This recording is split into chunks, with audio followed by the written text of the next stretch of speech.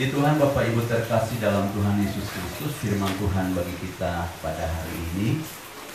Mari kita buka sama-sama dalam kitab Kejadian pasal yang ke-6. Nah, kita akan baca ayat yang ke-9 sampai ayat yang ke-22. Perikopnya adalah riwayat Nuh. Kita start dari ayat yang ke-9, 2, 3. Inilah riwayat Nuh. Nuh adalah seorang yang benar dan tidak bercela di antara orang-orang sezamannya. Dan Nuh itu hidup bergaul dengan Allah. Nuh memperanakan 3 orang laki-laki, Sem, Ham, dan Yafet. Adapun bumi itu telah rusak di hadapan Allah dan penuh dengan kekerasan. Allah menilik bumi itu dan sungguhlah rusak benar. Sebab semua manusia menjalankan hidup yang rusak di bumi. Berfirmanlah Allah kepada Nuh, Aku telah memutuskan untuk mengakhiri hidup segala makhluk, sebab bumi telah penuh dengan kekerasan oleh mereka. Jadi aku akan memusnahkan mereka bersama-sama dengan bumi. Buatlah bagimu sebuah bahtera dari kayu gofir. Bahtera itu harus kau buat berpetak-petak dan harus kau tutup dengan pakal dari luar dan dari dalam. Beginilah kau harus membuat bahtera itu 300 hasta panjangnya, 50 hasta lebarnya, dan 30 hasta tingginya. Buatlah ikat pada bahtera itu dan selesaikanlah bahtera itu sampai sehasta dari atas. Dan pasanglah pintunya pada lambungnya. Buatlah bahtera itu bertingkat bawah, tengah, dan atas. Sebab sesungguhnya aku akan mendatangkan air bah meliputi bumi untuk memusnahkan segala yang hidup dan bernyawa di kolong langit. Segala yang ada di bumi akan mati binasa. Tetapi dengan engkau aku akan mengadakan perjanjianku, dan engkau akan masuk ke dalam bahtera itu bersama-sama dengan anak-anakmu dan istrimu dan istri anak-anakmu, dan dari segala yang hidup, dari segala makhluk, dari semuanya haruslah engkau bawa satu pasang ke dalam bahtera itu, supaya terpelihara hidupnya bersama-sama dengan engkau. Jantan dan betina harus kau bawa, dari segala jenis burung dan dari segala jenis hewan, dari segala jenis binatang melata di muka bumi. Dari semuanya itu harus datang satu pasang kepadamu, supaya terpelihara hidupnya. Dan engkau bawalah bagimu segala apa yang dapat dimakan. Kumpulkanlah itu padamu untuk menjadi makanan bagimu dan bagi mereka. Lalu Nuh melakukan semuanya itu tepat seperti yang diperintahkan Allah kepadanya. Demikianlah dilakukannya. Puji Tuhan, sampai di situ seluruh pembacaan kita di hari ini.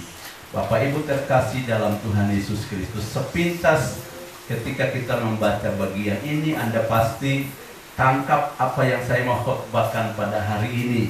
Nah, sudah tentu Bapak Ibu terkasih dalam Tuhan Yesus Kristus, saya sulit menghindar dari pergerakan Tuhan untuk membawa saya sangat serius dengan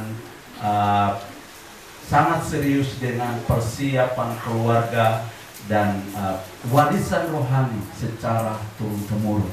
Nah, karena itu hampir setiap khotbah saya berkisar antara keluarga. Namun saudara, sepanjang tahun Bapak Ibu pasti mendengar khotbah seputar itu. Kenapa? Karena saya paham benar apa yang Tuhan ingin lakukan bagi keluarga sejak Taman Eden.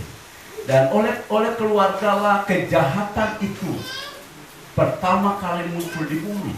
Karena itu Bapak Ibu sudah terkasih, kita seringkali selalu mempersalahkan setan. Memang kejahatan itu sumbernya setan. Tapi alat kejahatan di dunia itu ada dalam diri manusia. Tetapi sasaran utamanya itu ada dalam keluarga. Dan apa yang kita baca hari ini seputar keluarga. Nah, karena itu Bapak Ibu terkasih, di sepanjang tahun ini pun masih akan tetap kita belajar tentang bagaimana keluarga hidup di hadapan Tuhan. dampak pengaruh dari hidup keluarga di hadapan Tuhan itu, dampaknya itu turun-temurun. Dampaknya itu secara berkesinambungan sampai selama-lamanya. Bapak Ibu terkasih dalam Tuhan Yesus Kristus, karena itu salah satu orientasi penting dalam gereja di tempat ini adalah pelayanan kepada anak. Nah, itulah sebabnya ketika ini muncul dan kemudian kita serius melakukannya. Dan Bapak Ibu terkasih, hari ini, pagi ini tadi, untuk pertama kalinya anak-anak keluar untuk pelayanan anak keluar, karena tahun ini kita diminta untuk mentor. Pelayanan anak di sini, guru-guru sekolah minggu dan pengurus pemuda di sini akan mentor satu gereja untuk menghidupkan pelayanan anak dan pemuda remaja di gereja itu. Tuhan memberkati saudara. Nah, mari kita lihat dalam materi yang telah saya sampaikan, telah dikirim lewat grup.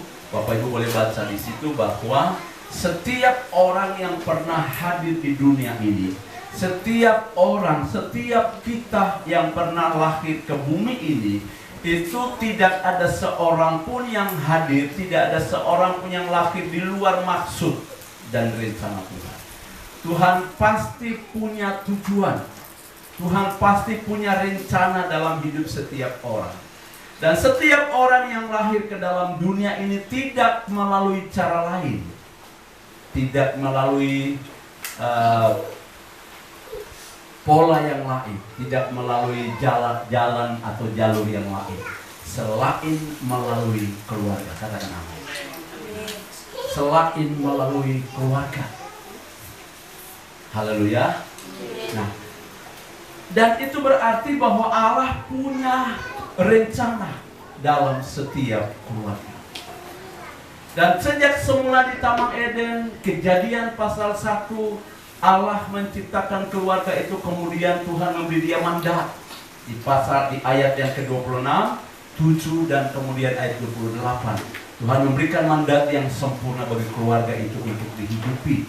Tapi kemudian kita lihat bahwa Adam dan Hawa karena ketidaktaatan mereka, kemudian dosa merasuk semua orang, seluruh keturunannya. Dan sampai hari ini banyak orang hidup di luar rencana itu. Mereka benar hadir di dunia ini dalam agenda, dalam planningnya Tuhan. Bapak Ibu, karena itu ada sesuatu yang kemudian kedepannya akan saya jelaskan lagi supaya setiap kita lebih paham, memahami lebih sungguh-sungguh lagi, adalah bahwa semua orang jauh hari, jauh bulan, minggu, bahkan tahun-tahun sebelumnya, puluhan bahkan Paulus berkata sebelum dunia dijadikan, Allah sudah punya planning tentang seorang pun yang akan lahir ke dalam dunia ini sebelum dunia dijadikan. Jadi keberadaan kita ini, Bapak Ibu perhatikan, keberadaan kita ini adalah perwujudan keberadaan setiap orang di dunia ini, kehadiran setiap orang di dunia ini adalah realisasi dari planning Tuhan dalam kekekalannya. Allah di dalam kekekalannya, dia sudah punya planning. Tahu planning? Rencana, program kerja tentang seseorang yang kelak akan lahir di dunia ini. Jadi kehadiran kita di dunia ini adalah realisasi dari rencana Tuhan itu. Karena itu tidak ada seorang pun yang lahir ke dalam dunia di luar maksud Tuhan. Kita pasti ada di dalam maksud Tuhan. Tetapi untuk kita lahir ke dalam dunia, Tuhan mencari pasangan suami istri supaya dari sana kita boleh ada di dunia. Jadi perkawinan itu adalah suatu bentuk persiapan untuk merealisasikan rencana Tuhan di dunia. Nah, karena itu setiap kita ada dalam rencana Tuhan. Katakan amin. Ya, keluarga, rumah tangga itu ada dalam maksud dan tujuan Tuhan. Nah, saudara, tetapi bagaimana agar keluarga itu kemudian hidup dan berjalan sesuai dengan apa yang Tuhan rencanakan? Hari ini tema kita adalah keluarga sebagai penerus rencana Allah di bumi. Tuhan sudah punya rencana, tapi siapa yang bisa merealisasikannya dan meneruskannya di bumi? Hanya keluarga. Nah, karena itu hari ini kita akan fokus kepada keluarga Nuh sebagai keluarga yang merupakan salah satu keluarga standar, keluarga berkualitas, keluarga teladan, keluarga contoh di dunia ini. Selain awal tahun saya juga telah berkhotbah tentang keluarga Yosua, tapi hari ini kita akan juga belajar tentang keluarga Nuh. Apa yang mereka lakukan untuk meneruskan rencana Allah di muka bumi ini. Nah, Bapak Ibu Saudara terkasih, agar di akhir dari khotbah-khotbah ini adalah supaya sekali lagi dan berkali-kali saya berharap agar supaya setiap keluarga segera bangkit dan membawa hidupnya masuk dalam rencana Tuhan. Katakan amin. Setiap keluarga harus bangkit. Tidak ada kata terlambat. Tidak ada kata tidak bisa. Karena di dunia pendidikan itu berkata, pendidikan itu adalah proses belajar seumur hidup. Tidak ada kata terlambat, tidak ada faktor tua, tidak ada kata tidak bisa. Semuanya pasti bisa. Karena program dan rencana untuk rencana bagi keluarga di dunia ini bukan program kita, itu program Tuhan. Dan ketika kita bangkit, Tuhan pasti menyertai kita. Ketika kita bangkit, Tuhan pasti menolong kita. Karena Dia sejak awal, Dia yang membuat rencana itu. Kita cuma menyediakan diri kita. Kita cuma mempersiapkan diri kita. Kita hanya memberi diri kita untuk menggenapi rencana Allah itu. Karenanya seringkali kita menyanyi berkata, genapi melalui hidupku Tuhan, genapi rencana-Mu. Ya, tapi penggenapan rencana seperti apa yang Kau inginkan? Kita nyanyi tapi kita tidak ngerti apa yang Tuhan mau lakukan dalam hidup kita. Hari ini kita akan belajar secara khusus fokus dalam pada keluarga Nuh, tentang bagaimana mereka menjadi keluarga penerus rencana Allah di bumi. Puji Tuhan. Nah, Bapak Ibu, mari kita perhatikan bagaimana keluarga itu, keluarga Nuh itu memenuhi standar Allah sehingga mereka benar-benar menjadi keluarga satu-satunya. Perhatikan. Setelah Adam, maka keluarga yang berikut sebagai satu-satunya keluarga kala itu yang kemudian merealisasikan rencana, melanjutkan rencana Allah sejak di Taman Eden. Keluarga satu-satunya keluarga yang kemudian menjadi alat perpanjangan Tuhan untuk meneruskan rencana Allah di bumi setelah Adam adalah keluarga. Apa yang mereka lakukan sehingga Tuhan memakai keluarga ini menjadi alatnya dalam tangannya untuk perpanjangan rencananya di bumi. Mari kita perhatikan ayat yang pertama, ayat yang ke-9. Ayat yang ke-9. Inilah riwayat Nuh. Nuh adalah seorang yang benar dan tidak bercelah di antara orang-orang sezamannya. Dan Nuh itu hidup bergaul dengan Allah. Untuk menjadi keluarga penerus rencana Allah di bumi harus ada standar yang dipenuhi. Katakan standar. Harus ada standar kualifikasi, tidak sembarang. Haleluya. Tidak sembarang. Harus ada kriteria, harus ada standar. Kalau Bapak Ibu setiap kita mau menjadi alat perpanjangan tangan untuk meneruskan rencana Allah yang besar bagi dunia, maka kita harus memenuhi standar. Amin, saudara. Jika tidak memenuhi standarnya, kita mungkin tidak akan menjadi alat yang baik, sempurna, efektif di tangan Tuhan. Mari kita perhatikan ayat 9 dikatakan, inilah riwayat Nuh adalah seorang yang benar dan tidak bercelah di antara orang-orang sezamannya, dan Nuh itu hidup bergaul dengan Allah. Di ayat yang ke-9 kita menemukan dua kualifikasi. Yang pertama adalah Nuh adalah seorang yang benar dan tidak bercelah dalam hidup di antara orang-orang sezamannya. Sebenarnya ada 3, tapi yang 1 dan 2 saya gabung jadi 1, yaitu orang yang benar dan tidak bercelah. Yang pertama, apa standar yang dibutuhkan agar keluarga kita dapat menjadi alat perpanjangan tangan untuk rencana Allah di bumi dapat terlaksana? Yang pertama adalah harus hidup sebagai orang benar dan tidak bercelah di bumi. Perhatikan kalimat kata keterangannya di situ di antara orang-orang sejamannya. Perhatikan.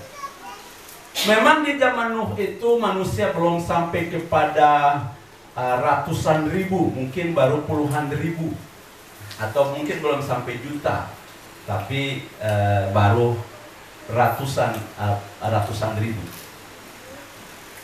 Di antara ratusan ribu manusia yang pernah hidup di zaman Nuh itu, ditemukan satu keluarga dengan cara hidup yang berbeda. Di antara orang-orang sejamannya, artinya ada nilai standar tertinggi, ada standar hidup, standar tertinggi yang dianut oleh banyak orang di kala itu. Tapi ketika Tuhan selidiki, ketika Tuhan tilik bumi, dia temukan ada yang namanya tertinggi di antara nilai tinggi. Bisa tangkap itu? Nuh memiliki hidup di atas rata-rata. Nuh tidak hidup sesuai dengan kata orang di sekitar lingkungannya. Nuh tidak memiliki pola hidup yang sama dengan orang lain, tapi dia memiliki pola hidup yang berbeda. Katakan pola hidup yang berbeda. Pola hidup yang berbeda. Dia beda. Dia tidak hidup menurut kata orang. Dia tidak berjalan menurut kata orang. Mazmur pasal 1 dikatakan begitu. Berbahagialah orang yang tidak hidup menurut jalan orang fasik, yang tidak berdiri di jalan orang berdosa, kumpulan pencemooh, tapi yang kesukaannya ialah taurat Tuhan, merenungkannya. Jadi rupanya orang-orang di zaman Nuh itu memang punya standar kehidupan, tapi Nuh punya standar yang berbeda. Dia tidak hidup seperti orang lain. Katakan tidak hidup seperti orang lain. Dia berbeda. Dan mari kita lihat ayat 7 pada pasal 6, ayat 5. Ayat 5 di atasnya, sebelum ayat 9, kita lihat ayat 5. Ketika dilihat Tuhan bahwa kejahatan semua manusia besar di bumi, dan bahwa segala kecenderungan hatinya selalu membuahkan kejahatan semata-mata, maka menyesallah Tuhan bahwa Ia telah menjadikan manusia di bumi, dan hal itu memilukan hatinya. Berfirmanlah Tuhan, aku akan menghapus manusia yang telah kuciptakan itu dari muka bumi, baik manusia maupun hewan, dan binatang-binatang melata, dan burung-burung di udara, sebab aku menyesal bahwa aku telah menjadikan mereka. Tetapi Nuh mendapat kasih karunia di mata Tuhan. Ada satu pesan di ayat yang ke-7 dan 8. Tuhan menyesal telah menjadikan manusia. Kenapa demikian? Sejak semula Tuhan punya rencana yang indah. Sejak semula Tuhan punya rencana yang luar biasa. Sejak semula Tuhan punya planning yang bagus sekali. Perhatikan ketika Tuhan menciptakan langit dan bumi selama 6 hari itu. Di akhir setiap penciptaan Dia berkata, maka Tuhan melihat semuanya baik adanya. Di hari terakhir Dia katakan, sungguh amat baik. Jadi sebetulnya keberadaan kita di hadapan Tuhan itu, kita ini ciptaan sempurna, sungguh amat elok. Dan firman Tuhan berkata, sungguh amat baik apa yang Tuhan ciptakan. Katakan pada samping kita, sungguh amat baik Tuhan ciptakan engkau.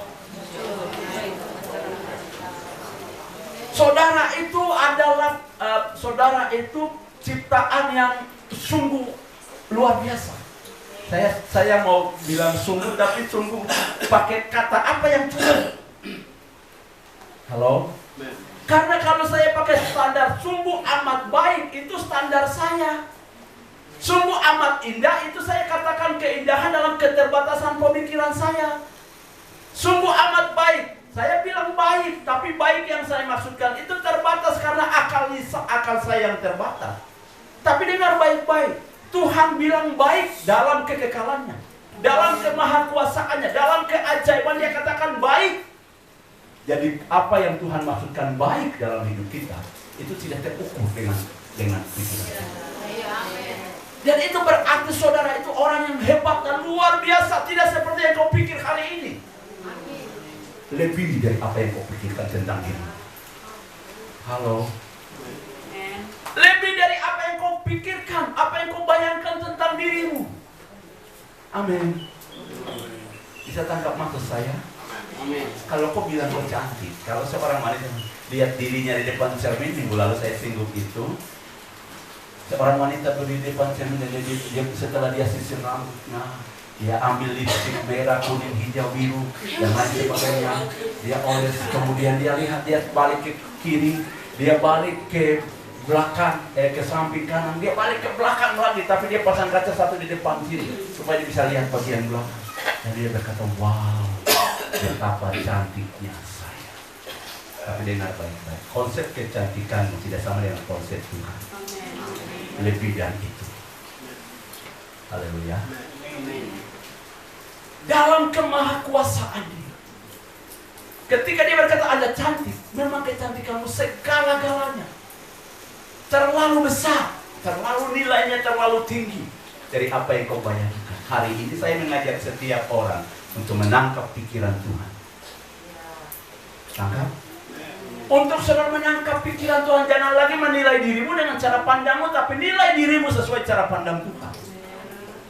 Maka Tuhan berkata, sungguh amat baik apa yang Dia ciptakan.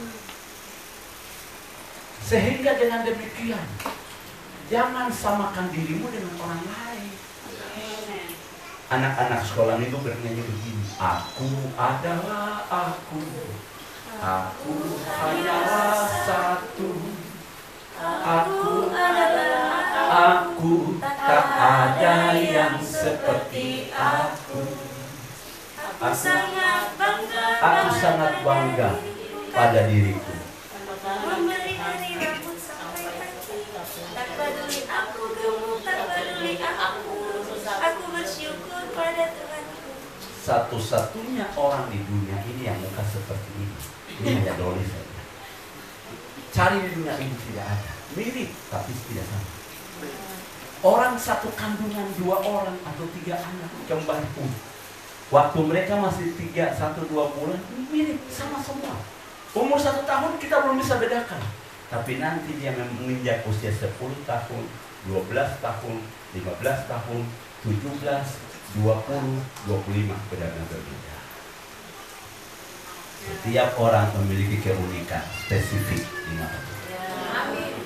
Dan Tuhan punya rencana yang besar dalam hidup kita. Secara perseorangan sampai akhirnya kita masuk dalam keluarga.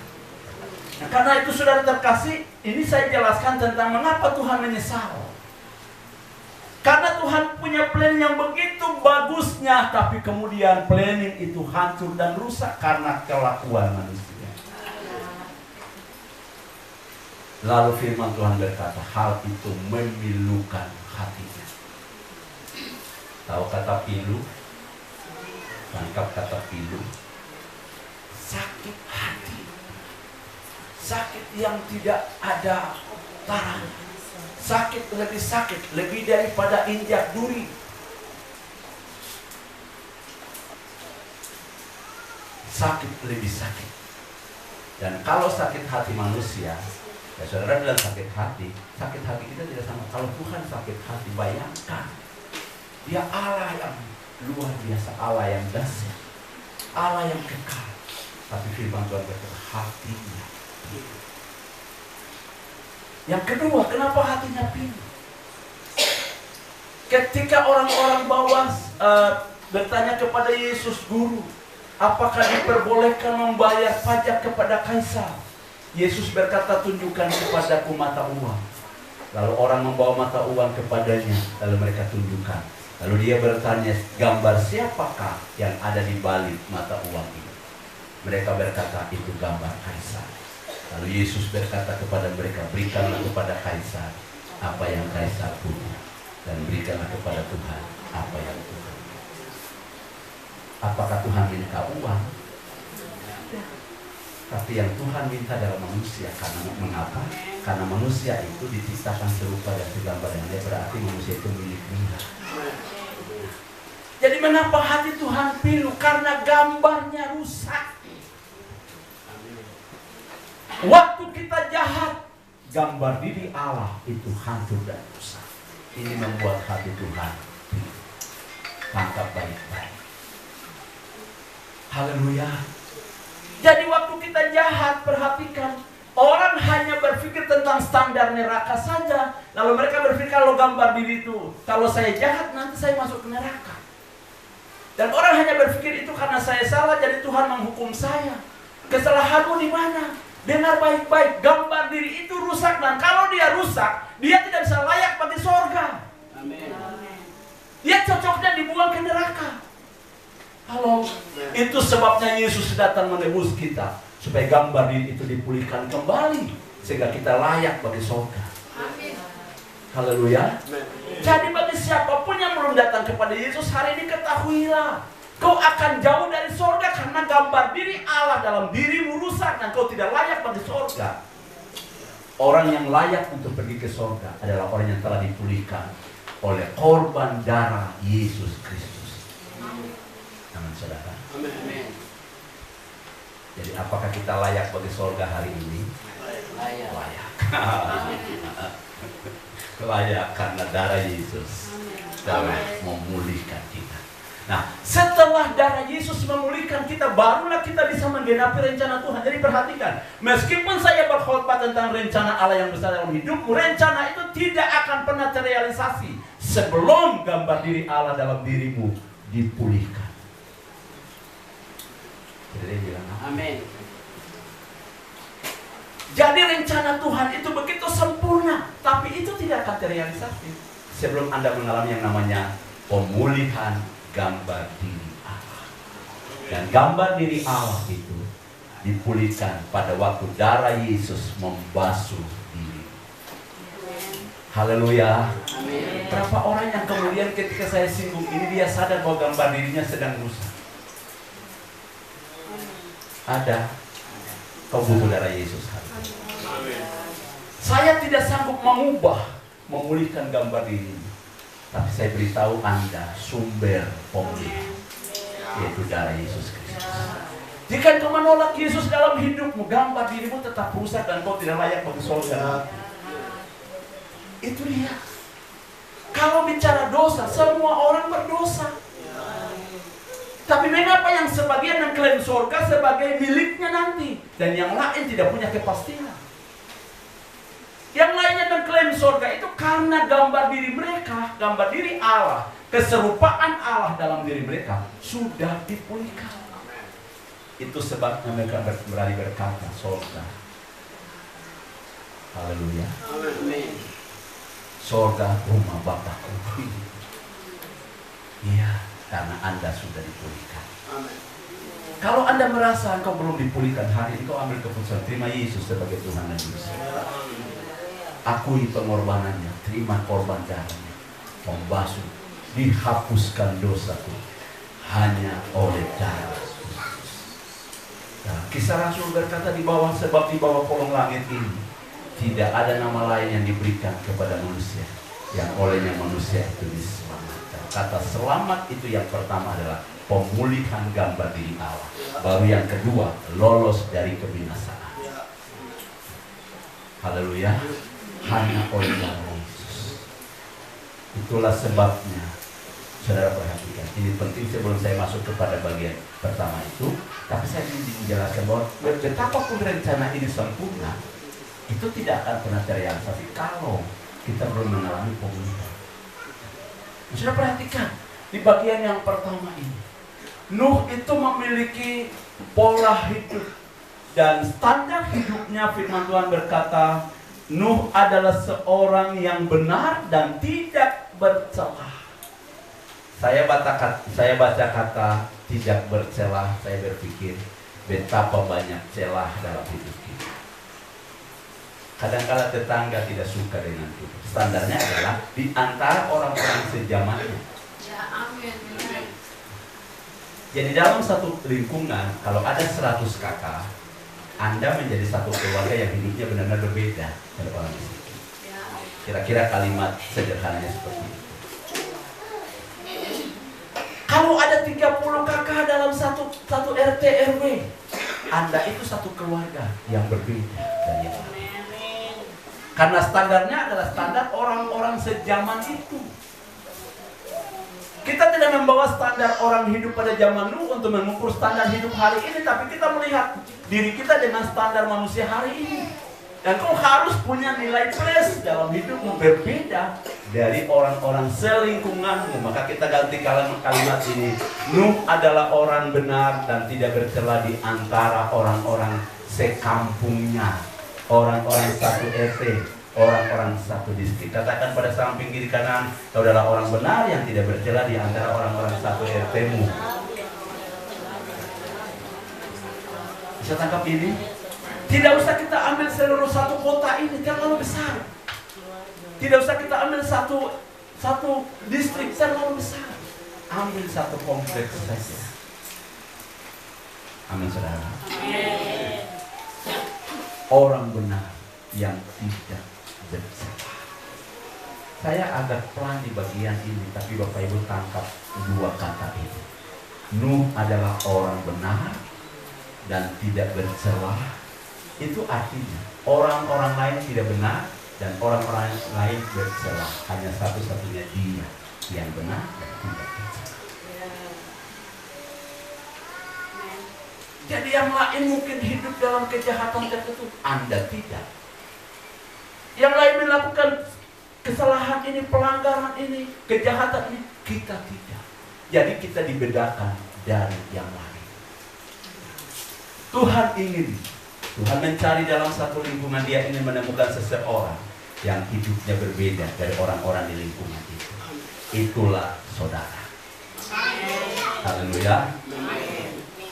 Tuhan ini mencari di kompleks 13. Dan dia temukan, keluarga Bapak Srima. Bapak Srima dengan Mama Kori. Dicari lagi, ada keluarga itu. Dicari maukah Tuhan menilik dan dia temukan Anda beda di titik-titik gagal? Dan perhatikan, pada waktu Tuhan menemui standar yang dia cari dalam rumah tangga kita, maka apa yang terjadi? Ayat yang ke-8 dikatakan, tetapi Nuh mendapatkan kasih karunia. Jadi apa untungnya kalau Tuhan menemukan nilai-nilai tertentu yang membedakan kita dari orang lain? Ayat 7 berkata, mendapatkan kasih karunia. Nah ini kualifikasi yang kita temukan. Sehingga jangan sampai ada yang berpikir begini, kalau Tuhan menemukan standar yang berbeda dalam diri saya, apa kelebihan saya? Apa keuntungan saya di mata Tuhan? Perhatikan, Tuhan sudah memutuskan untuk menghukum bumi, tapi Nuh mendapatkan apa? Kasih karunia, kemurahan, keistimewaan, kekhususan. Tuhan pisahkan dia. Ketika air bah datang, Tuhan benar-benar pisahkan Nuh dari orang-orang itu. Jadi apa untungnya Nuh ketika Tuhan temui bahwa dia berbeda? Ya Tuhan selamatkan dia. Kita ini berpikir bahwa orang lain pun hidup, jadi saya harus hidup sama-sama seperti mereka juga. No. Tuhan punya standar yang berbeda dan dia ingin kasih karunia-Nya itu dilimpahkan dalam hidup saya. Tapi bagaimana supaya kita mendapatkan kasih karunia itu? Kembangkan pola hidup di mana Tuhan ketika menilik orang-orang di sekeliling kita, dia temukan Anda berbeda dari orang lain. Amin, saudara. Tadi saya bilang di 13 ditemukan Bapak Srima dengan Mama Kori. Kemudian ada satu keluarga lagi, saya angkat lagi di amplop supaya orang-orang bukan kami juga dia temukan keluarga Akana, dia temukan Ade Ellen dan yang lain-lain. Maksudnya supaya orang amplop lagi kami juga. Dan saya percaya saudara semua. Walaupun saya sebut beberapa orang itu yang saya hafal, yang lain saya belum hafal. Mungkin di 13 ya Bapak Kamboya dengan ibu di sana yang mungkin Kita semua, katakan kita semua. Tunjuk samping kiri kanan kita semua. Haleluya. Jadi Nuh itu di antara orang-orang sejamannya, Nuh itu hidup benar, tidak bercela. Mungkin yang lain itu suka mencemooh. Ibu ini yang lain suka mulutnya, tapi ibu yang ini, iya. Orang lain cerita dia dengar telinga kanan. Yang lain dengar di sini, kemudian keluarnya di sini. Dia dengar keluarnya di sini. Ibu yang ini kita mau gosip dia juga, dia diam saja. Ibu yang ini kita marah dia. Kita bicara sampai 10 kata pun dia tidak pernah balas. Yang lain kita bicara 5 kata, dia sudah balas 10 kata. Yang satu ini dia tidak balas. Ada apa dengan itu? Itulah orang yang tidak bercela. Ya. Amin. Itulah orang yang tidak bercela. Bapak yang ini, orang bikin dia emosi, dia santai saja. Dia jangan suka menghormati orang lain, ketemu orang lain. Dia sampai baik-baik. Itulah orang yang tidak bercela. Amin. Amin, saudara. Pastikan bahwa kita hidup di antara begitu banyak orang, tapi hidup kita tidak bercela. Haleluya. Yang kedua, kalau tidak bercela itu maksudnya standarnya harus sesuai dengan firman. Tidak bercela. Yang kedua adalah hidup bergaul dengan Allah seumur hidup. Saudara perhatikan, ayat ini berkata, dan Nuh itu hidup bergaul dengan Allah. Seorang yang pernah terbukti karena pergaulan hubungan yang intim dengan Allah sampai dia tidak pernah mengalami kematian adalah siapa namanya? Henokh. Salah satu tokoh Alkitab yang tidak mengalami kematian. Yang memang ada 2 orang yang tercatat, yaitu Henokh dan Elia. Tapi ternyata standar ini, bukti dari standar yang satu ini, hidup bergaul dengan Allah, itu menyebabkan Henokh tidak mengalami kematian. Usianya 300 tahun pada waktu itu. Kemudian dia tidak mengalami kematian lagi. Dan karena Nuh hidup bergaul dengan Tuhan, dan dia tidak ada lagi karena dia diangkat oleh Tuhan. Apa keuntungan jika kita mengalami hidup yang bergaul dengan Allah? Apakah kita akan tidak mengalami kematian seperti Henokh? Bisa? Bisa. Dan saya perhatikan, seringkali orang khotbah di ibadah pemakaman itu kadang ada sedikit kekeliruannya. Saya tidak bilang salah, tapi agak keliru ya. Seringkali orang berkata, saudara-saudara yang terkasih, untuk bisa kembali kepada Allah, maka jalan satu-satunya disediakan Allah untuk kita kembali kepadanya adalah kematian. Padahal salah. Kembali kepada Allah bisa melalui kematian, tapi juga bisa diangkat hidup. Amin. Saudara tangkap ini? Iya. Bukankah firman Tuhan berkata pada waktu sangkakala Allah dibunyikan, akan ada pengangkatan orang percaya dari bumi. Kelompok yang pertama adalah mereka yang sudah meninggal. Kelompok yang pertama adalah orang percaya yang sudah meninggal. Lalu kelompok yang kedua adalah orang percaya yang masih apa? Paulus berkata, masih hidup. Jadi jika Anda hidup sampai sangkakala Allah dibunyikan, Anda akan hidup-hidup, dinaik, diangkat. Sama seperti siapa? Henokh dan Elia. Bisa tangkap ini? Bisa tangkap ini? Bisa tangkap? Jadi suatu ketika Anda pun bisa diangkat hidup-hidup seperti Henokh dan Elia.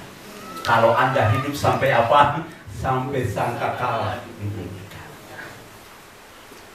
Kapan itu, Pak? Tidak tahu. Entah sebentar malam, entah besok pagi, minggu depan, Bulan akan datang, tahun akan datang, nantikan saja. Amin. Tugas kita, urusan kita adalah nantikan. Doanya cuma satu orang. Nantikan saja, karena firman Tuhan berkata itu akan sungguh-sungguh terjadi. Walaupun sepertinya berlambat-lambat. Kita mendengar tentang Tuhan datang dan sangkakala dibunyikan itu kan puluhan tahun yang lalu. Sampai hari ini belum bunyi-bunyi juga kan. Urusanmu bukan itu. Urusanmu adalah nantikan saja. Supaya pada waktu mungkin Anda sudah mati, kubur akan terbelah karena Anda akan mengalami kehidupan. Tapi saya rindu sekali, kalau bisa jangan kita mati. Kalau bisa Tuhan datang besok pagi sudah, baik kita semua ngaji. Haleluya. Tuhan bilang,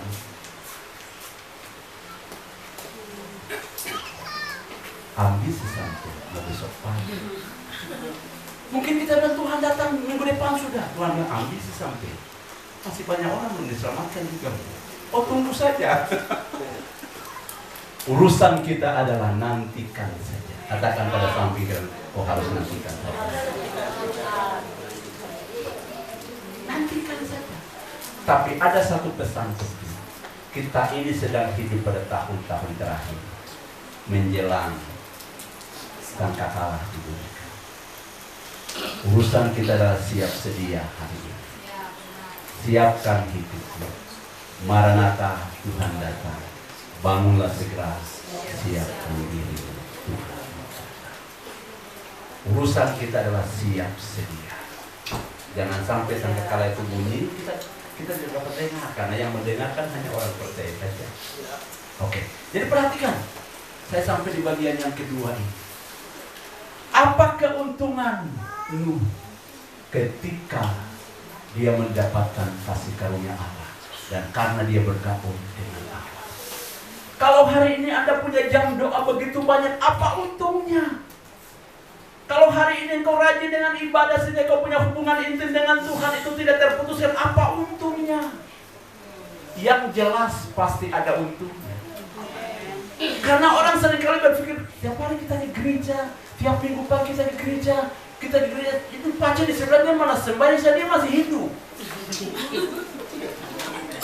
Pacar di sebelahnya malah sembahyang saja diberkati. Baru kita yang selalu datang ke gereja, terus ke gereja, apa kelebihan kita? Dengar, ada kelebihan. Dengar, ada untungnya. Kalau pacar di sebelah dia malah sembahyang sampai sangkakala dibunyikan, dia tinggal. Kau yang terangkat. Amin.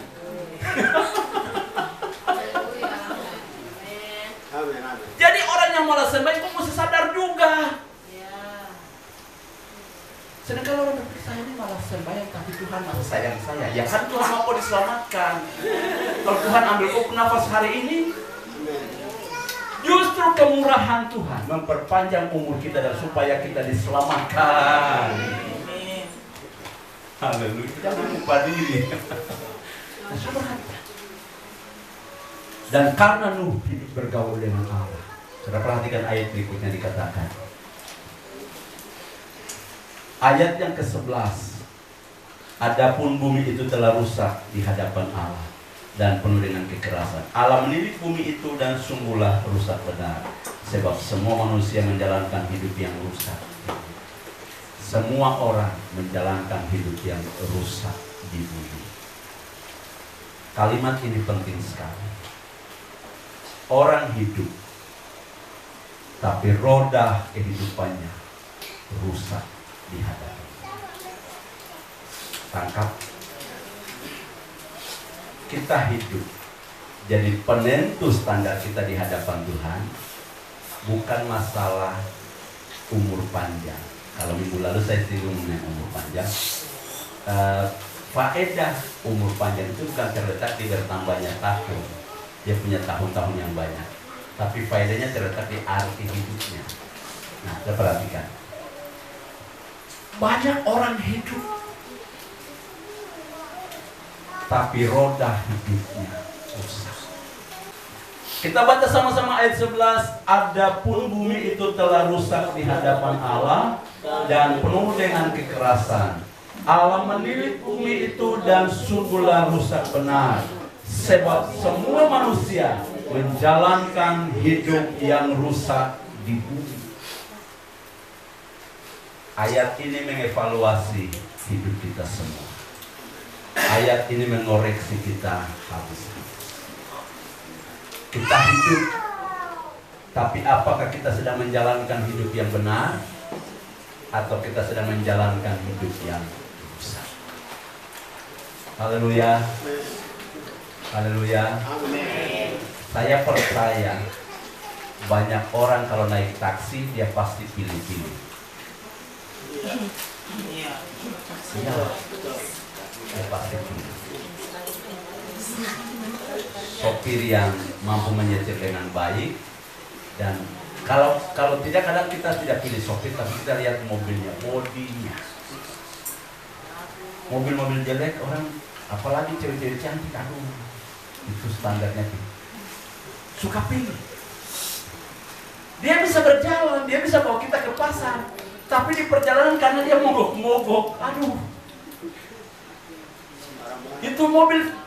Kemarin dulu saya naik mobil itu, aduh, susah. Setelah naik taksi itu lagi, kita pasti pilih yang lain. Kenapa? Dia hidup, tapi jalannya macet-macet. Dia rusak-rusak. Dengar, ada banyak orang hidup, tapi rusak-rusak.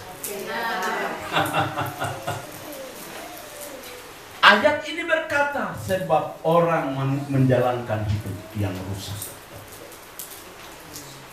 Inilah yang membuat hati Tuhan hidup. Haleluya. Saya khotbah tentang keluarga hari ini, tapi dosa kita disikat habis-habisan.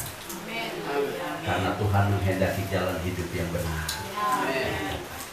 Jalan hidup yang tidak tercela. Sebab jika tidak, kita dicap sebagai orang yang menjalankan hidup yang rusak.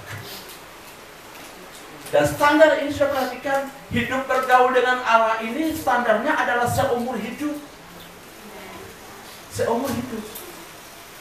Nah, bagaimana dengan kita? Kita rajin itu, firman Tuhan dalam kitab Wahyu berkata, suam. Kita rajin itu, kita bisa dihitung. Rajin 1 bulan. Kemudian malas. Berapa bulan? Rajin lagi, muncul lagi, aktif lagi. Pergaulan tuh dengan Tuhan seumur hidup. Haleluya. Katakan pada sang pendidikan, bergaulah dengan Tuhan seumur hidup. Artinya sejak kita lahir. Tapi yang saya maksudkan sejak lahir adalah sejak kita lahir baru. Perhatikan, yang jelas sebelum kita lahir baru memang kita menjalankan hidup yang rusak. Tapi setelah kita lahir baru, maka level yang dibutuhkan dalam hidup kita agar rencana Allah digenapi adalah hidup bergaul dengan Tuhan. Ketika Tuhan menggunakan standar ini, berarti bahwa orang-orang lain yang menurut ayat yang ke-7, menurut ayat yang ke-11, 12 tadi, sebab semua manusia menjalankan hidup yang rusak di bumi. Yang jelas orang-orang yang menjalankan hidup yang rusak itu tidak punya hubungan pergaulan dengan Tuhan. Itu sebabnya apa? Dia rusak. Amin saudara. Amin saudara. Kalau orang hidup bergaul dengan Tuhan, tidak akan mengalami hidup yang rusak. Amin. Maka ketika kita evaluasi jalan hidup kita, kenapa saya mengalami seringkali rusak begini? Anda punya masalah di sini. Kenapa saya ini seringkali rusak? Saya berusaha untuk baik, tapi yang saya temukan adalah rusak. Tidak bisa, tidak sanggup, tidak mampu. Saya jatuh lagi, bangkit lagi. Kita punya masalah di sini. Tidak konsisten dalam hubungan kita dengan Tuhan. Sedangkan kita mengerti. Kalau kita jatuh bangun, itu masalahnya di hubungan kita dengan Tuhan. Katakan pada samping, pernah alami masalah dengan hubungan dengan Tuhan atau tidak? Halo? Kalau hubungan kita dengan Tuhan rusak, jelas jalan hidup kita apa? Jadi banyak orang hari ini, kenapa jalan hidupnya rusak? Masalahnya itu tidak punya hubungan yang baik dengan Tuhan. Jalan hidup. Katakan pada sampingnya, karena itu perbaiki hubunganmu dengan Tuhan. Harus perbaiki jam doamu. Harus perbaiki jam ibadahmu. Perbaiki jam baca Alkitab. Perbaiki jam pujian penyembahan. Itu langkah-langkah kita hidup bergaul. Kalau perbaiki jam doa itu penting. Perbaiki jam baca firman Tuhan. Jangan bilang, kan saya ini orang sibuk, saya jarang baca Alkitab karena saya sibuk. Ya sudah, kau sibuk juga. Hubunganmu dengan Tuhan rusak. Haleluya. Kan nanti hari Minggu baru dengar. Jadi biar saja sepanjang minggu, tidak usah nanti hari Minggu kau pengembala khotbah 2 jam baru saya bisa dengar. Lalu sepanjang minggu kau bikin apa? Kau punya hubungan dengan Tuhan cuma hari Minggu. Kan setiap kali kita harus bergaul dengan Tuhan. Ada 2 hal. Yang pertama, Nuh itu orangnya konsisten. Sejak dia kenal Tuhan, dia punya hubungan yang baik. Sampai ratusan tahun hidup, dia bergaul dengan Allah. Dan karena bergaul dengan Allah, Henokh bisa mengalami diangkat hidup itu. Kalau Anda punya hubungan yang tidak terputuskan dengan Tuhan, suatu saat Tuhan mengangkat Anda. Ketika sangkatala Allah dibunyikan. Sudah perhatikan. Jadi yang kedua, bagaimana caranya supaya rumah tangga kita itu berjalan dalam rencana Tuhan, menggenapi rencana Tuhan, menjadi alat perpanjangan tangan Tuhan untuk rencana Allah di bumi terrealisasi. Maka setiap keluarga, pertama, dia harus menjadi keluarga yang hidupnya benar dan tidak bercela di antara orang-orang di lingkungannya. Itu pertama. Yang kedua, setiap keluarga harus hidup bergaul dengan Tuhan. Yang saya maksudkan di sini bukan hanya bapak yang punya jam doa, bapak yang tahu berdoa. Mama juga dan anak-anak juga. Iya kan? Akan bapak saja. Kami, mama dan anak kan tidak perlu. Tidak. Hidup bergaul dengan Tuhan itu harusnya semua orang. Amin. Sudahlah mama berdoa untuk kita semua. Bapak tidak usah saja, anak-anak tidak usah berdoa. Mama saja berdoa. Mama berdoa buat kita semua, kan begitu. Tidak. Bergaul dengan Tuhan itu tidak bisa tergantung pada seseorang tertentu mewakili kita. Tuhan, saya punya istri dan mau berdoa biar sudah saya mewakili dong di hadapanmu. Tidak bisa. Mereka pun harus punya hubungan pribadi dengan Tuhan. Amin. Haleluya. Tuhan, saya dengan sapu istri saja biar anak-anak Tuhan berkati mereka lewat saya saja. Kami dulu mewakili. Tidak bisa. Mereka harus juga punya hubungan dengan Tuhan. Haleluya. Amin. Jadi kita tidak boleh ajarkan kepada anak-anak bahwa Tuhan itu tetap manis. Ayah dan ibu yang panggil dia bapak, anak panggil dia tete. Tidak boleh. Karena yang Tuhan ajarkan adalah semua orang menyapa dia ya Abba Bapa. Ini bicara soal hubungan. Kalau Anda punya hubungan dengan Tuhan, kau akan panggil dia Bapa. Dan Yesus mengajarkan kepada murid-murid, kalau kamu berdoa, katakan Bapa kami. Kan anak-anak tidak pernah berdoa begini, Tuhannya ayah saya. Kan tidak begitu.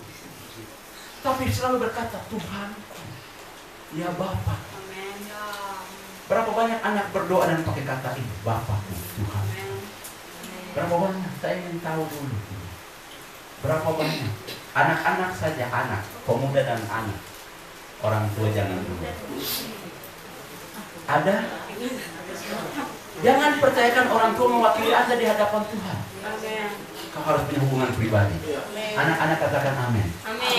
Jangan percayakan mama dan bapakmu saja. Kau harus punya hubungan pribadi dengan Tuhan. Suami jangan percayakan ibu saja. Kau sendiri harus punya. Mama jangan hanya percayakan bapak saja. Mama juga harus punya. Di hadapan Tuhan tidak ada perwakilan. Itu masalahnya.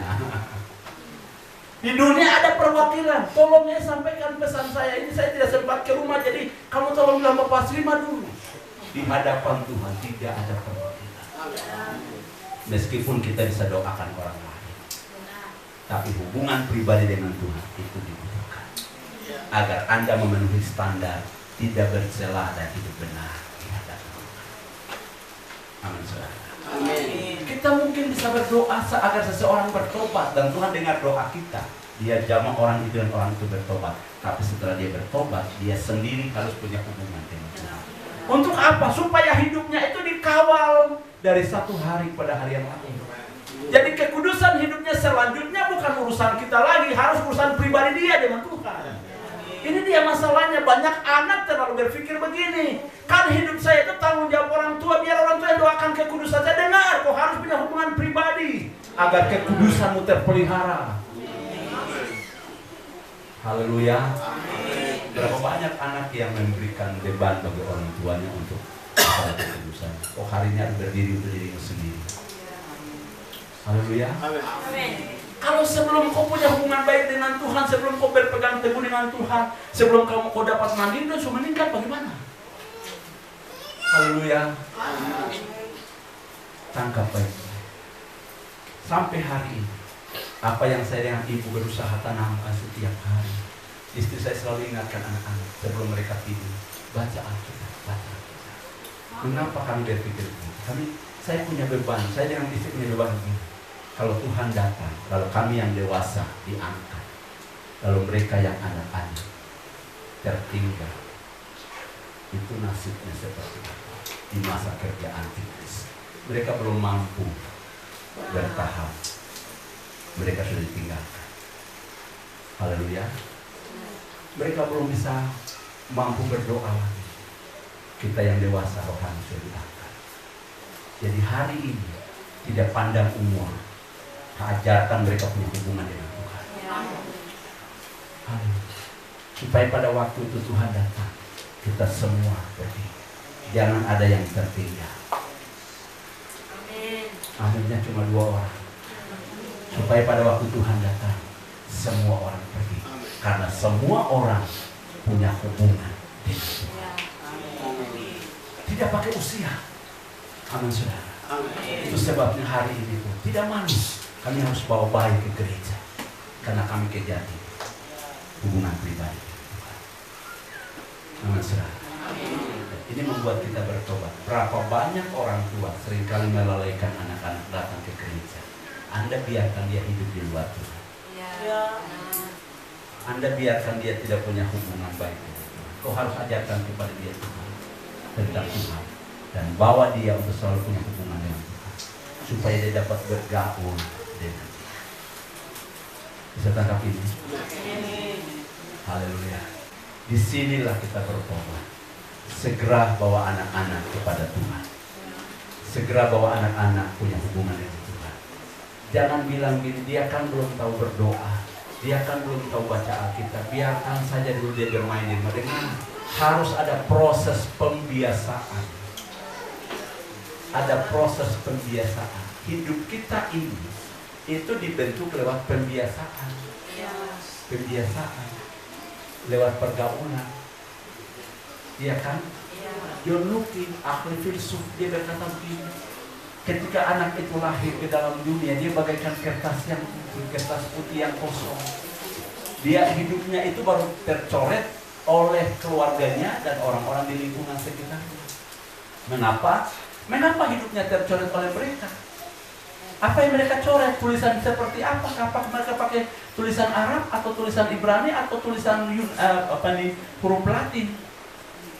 Maksudnya anak itu karena dia punya relasi dengan keluarganya, dia punya relasi dengan temannya di sekitar lingkungan itu. Jadi kalau sahabatnya itu, temannya itu, mulutnya itu suka mengucapkan kata-kata itu, nanti itu akan tertransfer ke dia karena pergaulan. Pergaulan menghasilkan apa? Kesamaan karakter. Angkat ini. Semakin banyak kita bergaul dengan seseorang, semakin lama kita menyerupai orang itu. Semakin kita punya hubungan yang intim dengan Tuhan, semakin kita dibawa menyerupai apa? Kristus Tuhan kita. Jadi keserupaan dengan Tuhan, keserupaan dengan Yesus itu akan tercapai apabila kita itu semakin punya hubungan yang intim. Haleluya. Jadi apa yang kita lakukan bagi seorang anak yang belum bisa berdoa sendiri, belum bisa baca Alkitab sendiri hari ini? Apa yang harus kita lakukan? Proses pembiasaan. Biasakan diri. Dia belum tahu, tapi bawa dia. Amin, saudara. Karena pergaulan menghasilkan kesamaan karakter, maka lebih banyak pergaulan dia dengan hal-hal positif, supaya dia sejak dini dia mulai terbentuk mentalnya, terbentuk sikapnya, terbentuk karakternya, kepribadian, bahkan terbentuklah rohani. Amin, saudara.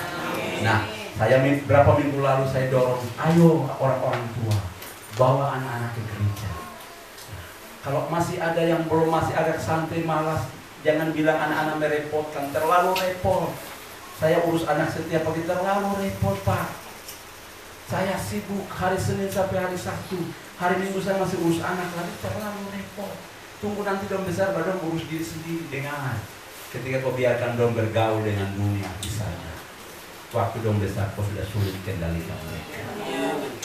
Mulai dari amin, saudara.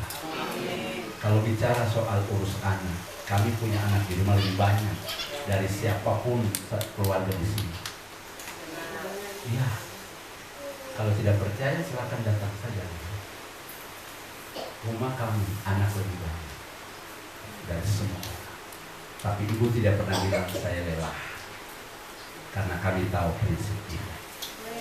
Karena kami tahu prinsip lebih baik bawa anak bergaul dengan orang-orang suci, orang-orang kudus, orang-orang benar di gereja, supaya proses pergaulan itu terjadi.